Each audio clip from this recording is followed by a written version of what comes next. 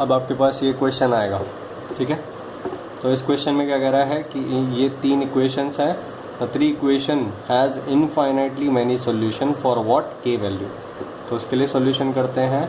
So ax is equals to b आप बनाओगे, तो ये नॉन होमोजीनियस आपको दिख रहा होगा बिकॉज यहाँ पे आपको नॉन ज़ीरो वैल्यूज़ दिख रही हैं। सो ये होगा 1 1 1, ये आपका होगा 2 3 -1, ठीक है। एंड ये आपका होगा 1 2 एंड माइनस के, ठीक है। अब उसके बाद यहाँ पे एक्स वाई जेड आएगा इज इक्वल्स टू फिर 1 5 4 आएगा, बट मैं डायरेक्टली क्या ले रहा हूँ, ऑगमेंटेड मैट्रिक्स में ले रहा हूँ, ठीक है। मैंने ये डॉटेड लाइन बना दी और ये आपका 1 5 and 4।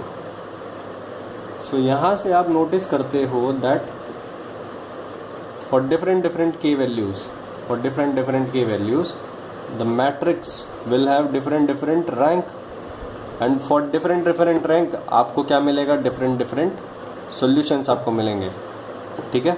So for some K value you will get unique solution, for some K value you might get no solution, and for some K value you might get infinitely many solution. So किस K value के लिए infinitely many solutions होगा वो पूछ रहा है, ठीक है ना। आपको कुछ नहीं करना है, आपको सबसे पहले इनफाइनाइटली मैनी सॉल्यूशन के लिए कंडीशन आपको लिखनी है, ठीक है। सो कंडीशन इज, सबसे पहले इनफाइनाइटली मैनी सॉल्यूशंस, इसका मतलब सॉल्यूशन है, इसका मतलब rank of A is equals to rank of A augmented B matrix, ठीक है। सो ये तो सॉल्यूशन एग्जिस्ट करने की कंडीशन है। इनफाइनाइटली मैनी के लिए क्या था, less than number of variables यानी कि 3, ठीक है। सो 3 से कम होनी चाहिए रैंक, ठीक है। एंड ये इक्वलिटी की भी कंडीशन होनी चाहिए बिकॉज होमोजीनियस नहीं है, non rank of A and rank of A augmented B not equal भी हो सकता है। सो पहली कंडीशन आपको ये देखनी है, दूसरी आपको ये देखनी है। नाउ सबसे पहले आपको इस एलिमेंट को 0 बनाना है। सो 1 - 1 0 हो जाएगा, 2 - 1 एंड माइनस के -1। सो आपने ये ऑपरेशन करा, ठीक है। R3 tends to R3 - R1, और आपने इस एलिमेंट को 0 बनाने के लिए R2 tends to R2 - 2 R1। तो यहाँ से आपका ये 0 आ जाएगा, ये 0, ये आपका 1 1 एंड 1 ही रहेगा। फिर ये आपका 2 - 1 होगा आपका 1, एंड ये हो जाएगा आपका माइनस के -1, और ये आ जाएगा आपका 4 - 1 आपका 3।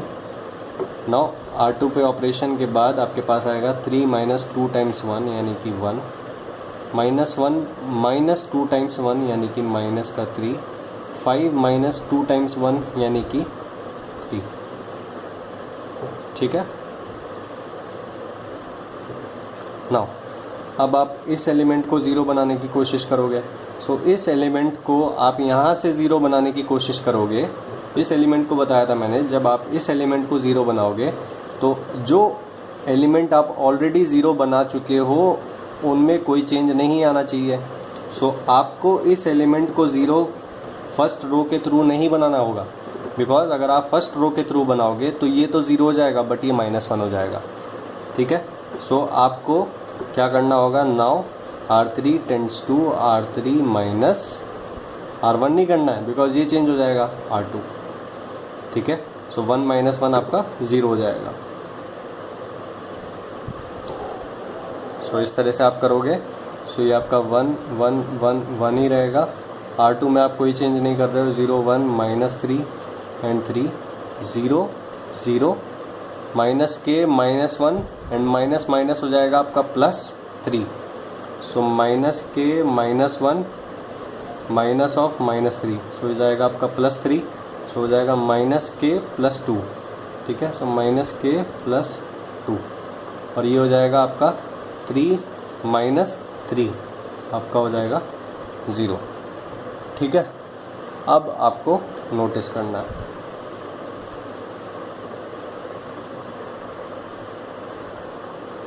नाउ नोटिस करने के लिए आपको क्या देखना होगा, इस -k +2 को आपको देखना होगा।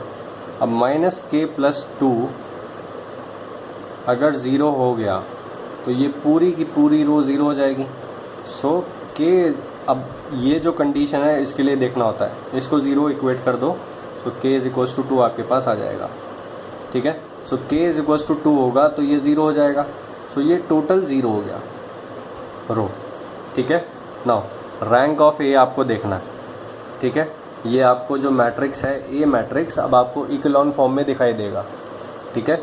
इक्लोन फॉर्म में दिखाई देगा, सो आपको रैंक ऑफ ए दिखाई देगा, that the rank of A is 2, so rank of A is 2 and rank of A augmented B matrix भी कितना होगा, number of non zero rows, ये भी इक्लोन फॉर्म में है टोटल जो मैट्रिक्स है augmented matrix, so rank of A augmented B matrix भी कितना है, 2 है, and this is less than what 3, so infinitely many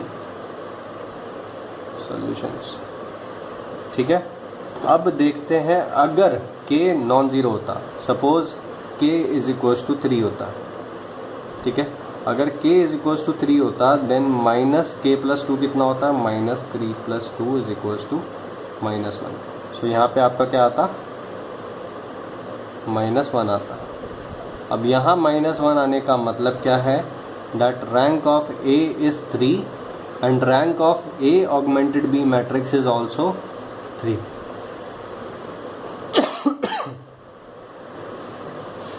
ठीक है। Rank of A matrix is 3, rank of A augmented 3 matrix is also 3, इसका मतलब solution exist करता है, and this is also equals to 3, इसका मतलब क्या हो जाता, यूनिक सोल्यूशन, ठीक है। सो इसका मतलब that for k is equals to 2, k is equals to 2 जब यहाँ 0 था, ठीक है। So k is equals to 2 के लिए infinite solution, and for k not equals to 2 कोई भी और वैल्यू ले लो, यहाँ क्या आएगा, नॉन ज़ीरो वैल्यू आएगा, लेट्स से a, और यहाँ नॉन ज़ीरो आया, so rank of a is equals to rank of a augmented b is equals to 3 is equals to number of variables, यानी कि यूनिक सोल्यूशन, ठीक है। तो इस तरह से आपको सॉल्व करना होता है। सो जो भी यहाँ पे एक्सप्रेशन बन रहा है उसको आपको इक्वेट करके, यहाँ पे जो भी एक्सप्रेशन बन रहा है, यहाँ पे क्या था आपका -k + 2, उसको इक्वेट करके 0 रखना होता है, और उसके हिसाब से आप कुछ मैचिंग करते हो, हिसाब बिठाते हो, और उसके बाद आपको कमेंट करना होता है।